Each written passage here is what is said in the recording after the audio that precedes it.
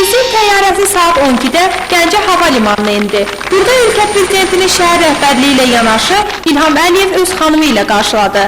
Prezident və onu müşayiət edən şəxslər hava limanından birbaşa tikintisi yenicə başa çatan idman kompleksinə yollandılar.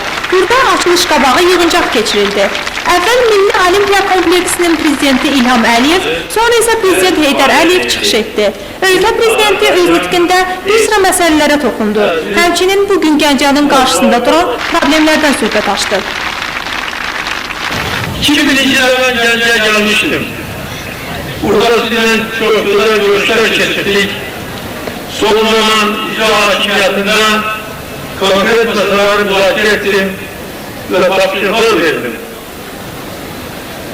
Məlumat ki, tapşırıqların bir qismini, bir çoxu artıq yerinə yetirilir.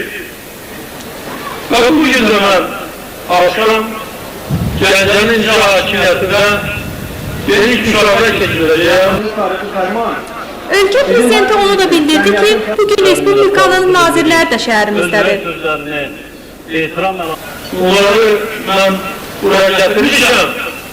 Buna göre yok ki, yani buraya böyle tanıtımlara iştirak etsinler. Buna göre ki, onlar bu günleri müşavirlere məlumat verirler. Tabii ki, birinci növbədə Gəncənin icra başçısı hesabat verirlerdi. Ondan sonra onlar məlumat verirler. 2000-ci ildə verilen tapşırıqlar ne yerine yetirir? Yığıncağa toplananlar arasında öz dərdlərini prezidentə söyləməyə gələnlər də var idi. Onların bəziləri ölkə prezidentinə yaxınlaşmağa səy etdilər. Heydər Əliyev bildirdi ki, şikayətlərini ərizə şəklində versinlər və verilən ərizələrə baxacağını vəd etdi. Sonra Olimpiya kompleksinin açılış mərasimi oldu. Kompleksin zalında idman oyunları tamaşa etdirildi və konsert proqramı verildi. İstirahətdən sonra ölkə prezidenti en salih hərbi hissədə oldu.